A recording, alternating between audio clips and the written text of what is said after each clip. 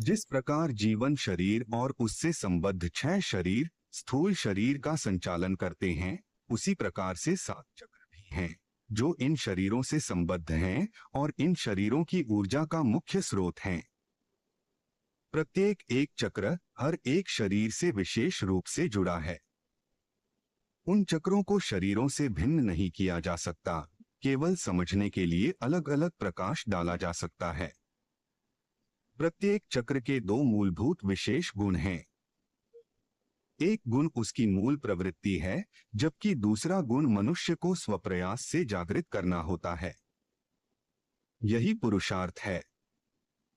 इसी के लिए मनुष्य शरीर मिलता है। अनेक लोग इन चक्रों के जागरण का प्रयास करते हैं, लेकिन पूर्ण गुरु न होने के कारण, सही विधियों का पता न होने के कारण इसमें अपेक्षित सफलता नहीं मिलती है। ये 7 चक्र तो मुख्य हैं। इनके अलावा 108 चक्र होते हैं जो सिर, हाथ व पैरों में भी होते हैं।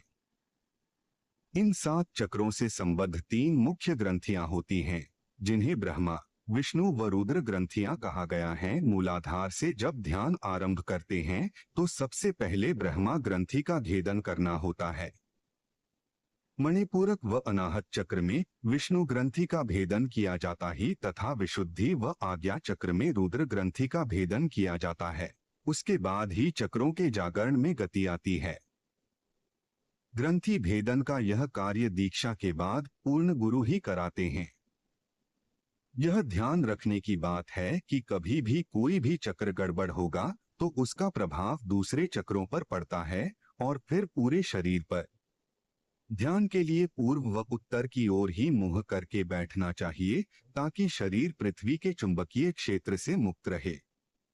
यह भी विशेष ध्यान रखने की बात है कि पितरों पूर्वजों की मुक्ति हुए बिना स्मृतियां, कर्मभोग, कर्म बंधन कटे बिना न ध्यान होगा, न कोई चक्र जागृत होगा। यदि कोशिश की जाती है तो बहुत सारे भ्रम होते हैं, कल्पनाएं होती हैं, जिनमें तरह तरह के प्रकाश दिखना, भिन्न भिन्न प्रकार की छवियां, देवी देवताओं की आभाएं दिखने का भ्रम होता रहता है। इसी में बहुत लोग फंस जाते हैं कि उनके तो चक्र जागृत हो गए, कुंडलिनी जागृत हो गई, जबकि ऐसा कुछ हुआ ही नहीं होता है। यदि ऐसा कुछ हुआ होता तो फिर आप और आपके परिवार के सभी संकट समाप्त हो जाने चाहिए थे, आप परमानंद में चले जाने चाहिए, लेकिन ऐसा देखने को नहीं मिलता। करौली धाम में ऐसे ही भ्रम के शिकार हुए बहुत से लोग अपना उपचार कराने आते हैं। यह भ्रम पितर पूर्वज ही करते कराते हैं। इस पर ईश्वरीय चिकित्सा एक अनुसंधान नामक पुस्तक में विस्तार से लिखा गया है।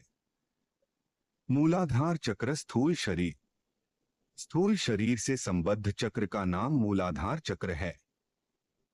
इस चक्र का भौतिक शरीर से केंद्रीय संबंध है। यह केंद्र जननेंद्रिय और गुदा के बीच अवस्थित होता है। मूलाधार का प्रतीक लाल रंग और 4 पंखुड़ियों वाला कमल है। इसकी मूल प्रवृत्ति भोग व कामवासना है, जबकि इसका दूसरा गुण त्याग व ब्रह्मचर्य है, जिसे जागृत कर संतुलन बनाना होता है।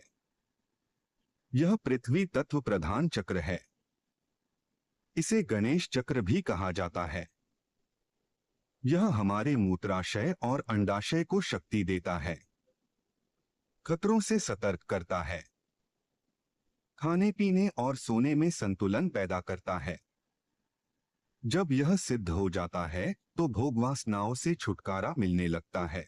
यह खून की मात्रा को संतुलित कर उसकी शुद्धता करता है, रीढ़ को ताकत देता है, काम ग्रंथियों, हृदय और पैरों को शक्ति देता है। यह चक्र असंतुलित हो जाता है तो व्यक्ति बहुत ज्यादा स्वार्थी और हिंसक हो जाता है। यह प्रतिरोधक क्षमता को दुष्प्रभावित कर देता है। स्वाधिष्ठान चक्र भाव शरीर।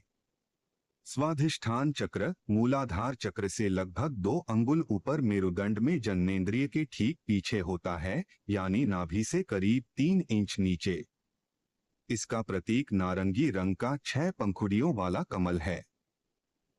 स्वाधिष्ठान चक्र की मूल प्रवृत्तियां ईर्ष्या, द्वेष, व्यसन, क्रोध, हिंसा हैं।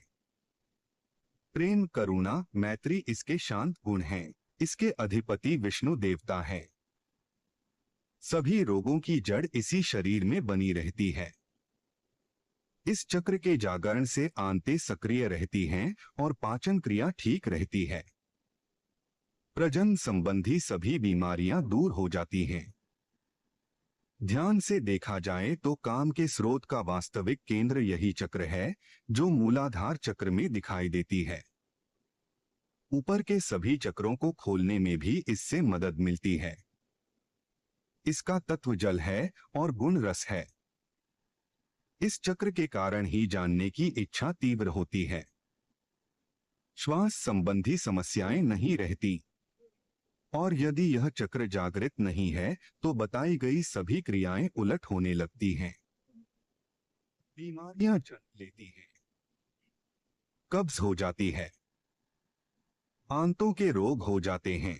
इस चक्र में विकृति से भूख बर्दाश्त नहीं होती और जानने की इच्छा भी समाप्त हो जाती है। यह जल तत्व प्रधान है। यह व्यान वायु का स्थान है। मणिपुरक चक्र सूक्ष्म शरीर। मणिपुरक चक्र नाभि के ठीक पीछे ऊपर की ओर मेरुदंड में अवस्थित है। इसे नाभि चक्र भी कहते हैं। यह नाभि से करीब 2 अंगुल ऊपर होता है। इसका प्रतीक 10 पंखुड़ियों वाला कमल है। इसका रंग पीला है। यह भौतिक ऊर्जा के वितरण का केंद्र है। यह अग्नि तत्व प्रधान है। जीवन और शरीर ना का केंद्र भी यही है। इसके अधिपत्य देवता इंद्र माने जाते हैं। इसकी मूल प्रवृत्ति संदेह, अहंकार व विचार है।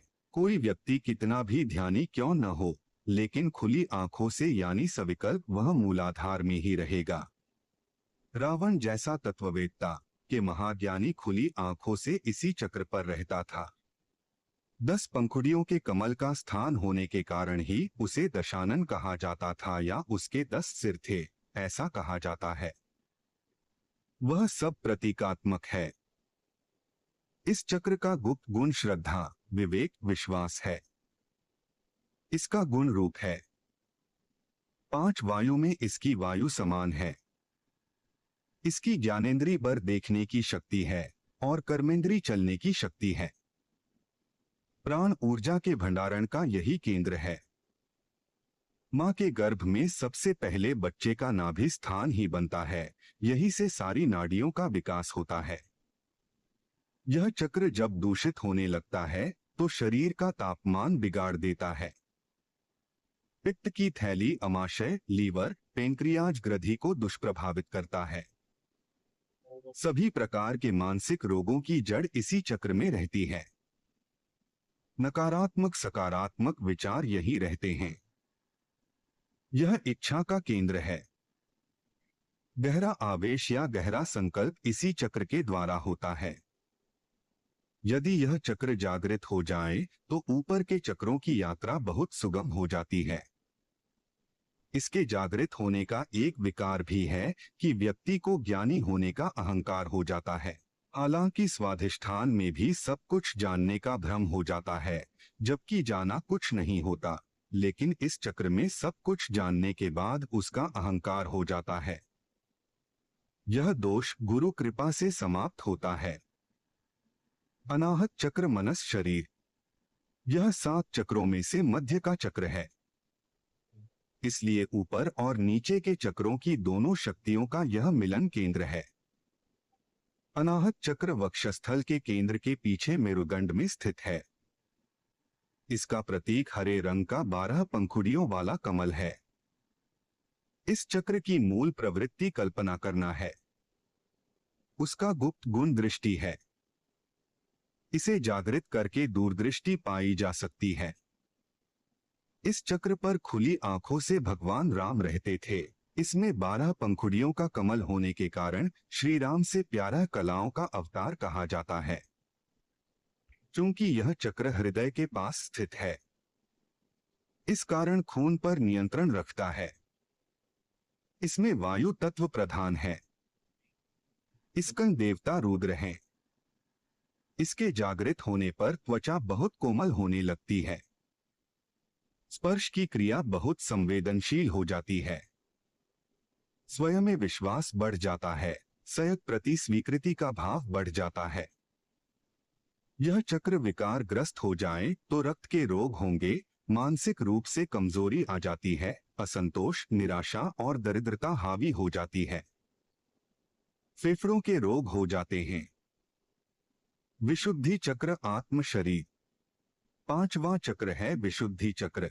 यह गर्दन तथा कंठकूप के पीछे स्थित है। इसका प्रतीक हल्के नीले रंग का 16 पंखुड़ियों वाला कमल है। यह प्राण ऊर्जा का वितरण केंद्र है। इस चक्र में द्वैत समाप्त हो जाता है। स्त्री पुरुष का भेद मिट जाता है। इसी चक्र में अर्धनारीश्वर की कल्पना की गई है। इसकी मूल प्रवृत्ति या प्यास जागृति है, बुद्धत्व है, आनंद है। जागृत अवस्था में भगवान श्री कृष्ण इसी चक्र पर निवास करते थे, इसलिए उन्हें 16 कलाओं का पूर्ण अवतार कहा गया है। यदि यह सिद्ध हो जाए तो इसका सबसे अधिक प्रभाव वाणी पर पड़ता है। वाणी में निखार आ जाता है। श्रवण भी बहुत अच्छा हो जाता है। व्यक्ति ईमानदार हो जाता है।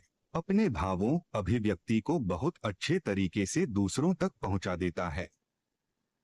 इसके अधिपति देवता सदाशिव माने जाते हैं, जिन्हें 5 मुख वाला देवता कहा जाता है।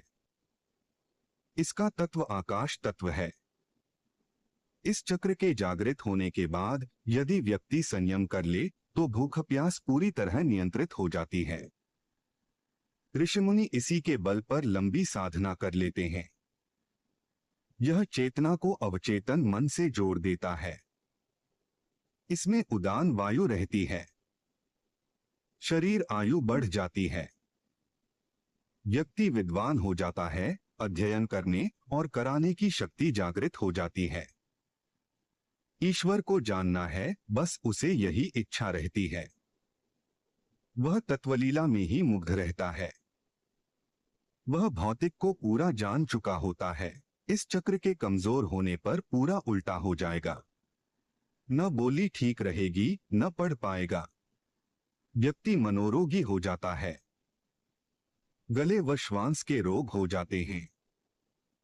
विशुद्धि चक्र के विकार प्रस्त होने के कारण व्यक्ति बहुत लंबा भी हो सकता है या बौना भी रह सकता है। आज्ञा चक्र ब्रह्मा शरीर। आंखों की दोनों भ्रुकुटियों के बीच मध्य मस्तिष्क में यह चक्र स्थित होता है। इसका रंग चटक लाल है और प्रतीक 2 पंखुड़ियों वाला कमल है, जो त्रिशूल की तरह दिखता है। इसलिए इसे शिव का तीसरा नेत्र भी कहा जाता है। स्वयं का ब्रह्मा स्वरूप से साक्षात्कार कराना ही इस चक्र का गुण है। यह चक्र कल्याणकारी चक्र है। यह शांत ऊर्जा का केंद्र है। वह सर्वज्ञाता हो जाता है। दूसरों के लिए भी ज्ञान का स्रोत बनता है। इस चक्र के जागरण पर मन की मृत्यु हो जाती है, यानी मनमानी बंद होकर मन स्वनियंत्रित हो जाता है। वैराग्य, निर्लिप्तता आ जाती है। तत्व का साक्षात्कार हो जाता है। बाकी सभी चक्रों का संतुलन यही बनाता है। तीनों नाड़ियां भी यहीं पर एक हो जाती हैं। चेतना का मुख्य द्वार यही है। व्यक्ति को आंख बंद कर भी दूर का देखने, दूर का सुनने सुनाने की शक्ति प्राप्त हो जाती है। इस चक्र के सक्रिय होने पर बाईं आंख व बायां कान अधिक सक्रिय हो जाते हैं। ध्यान का आरंभ तो मूलाधार से ही होता है, लेकिन आज्ञा चक्र से ध्यान करने पर मूलाधार बहुत शीघ्र जागृत होता है। यह चक्र गड़बड़ हो जाए तो शरीर में खतरनाक रोग बनते हैं। कान, नाक, आंख व मस्तिष्क की घातक बीमारियां बन जाती हैं। इसके अधिपति देवता शिव हैं। सहस्रार चक्र निर्वाण शरीर। यह चक्र सिर के सबसे शीर्ष भाग में स्थित है, जहां चोटी छोड़ी जाती है। यहां रूप, गुण, क्रियाएं सब शून्य हैं। इसका प्रतीक कमल की उल्टी पंखुड़ियों वाला दल है और उल्टा है, यानी दंड ऊपर है और पंखुड़ियां नीचे हैं। सभी चक्रों में कमल की पंखुड़ियां आसमान की तरफ को खुली हैं, लेकिन सहस्रार में यह पंखुड़ियां उल्टी हो जाती हैं। चोटी रखने का अर्थ यही था। यह व्यक्ति ब्रह्मज्ञानी हो चुका है, चोटी के रूप में उसका कमल दंड है। इन पंखुड़ियों की संख्या 108 है। इसके अधिपति देवता पारब्रह्म हैं। यहाँ कुछ भी भौतिक नहीं है। यहाँ की मूल शक्ति केवल धनात्मक है, यहाँ ऋणात्मक शक्ति नहीं है। यहाँ परमानंद है, जिसे व्यक्त भी नहीं किया जा सकता। निर्वाण ही इस चक्र का मूल गुण है। इस चक्र के सक्रिय होने पर दाहिनी आंख व दाहिनी कान अधिक सक्रिय हो जाते हैं। मन और प्राण भी यहाँ स्थिर हो जाते हैं। मस्तिष्क में किसी भी प्रकार के विकार नहीं रहते। जीवनी शक्ति यानी ओज बहुत प्रबल हो जाता है और यह व्यक्ति दूसरे को जीवनी शक्ति दे भी सकता है। यह चेतना का उच्चतम शिखर है। इसके विकृत होने पर व्यक्ति पागल भी हो सकता है। पितर पूर्वज यहीं से व्यक्ति को नियंत्रित करते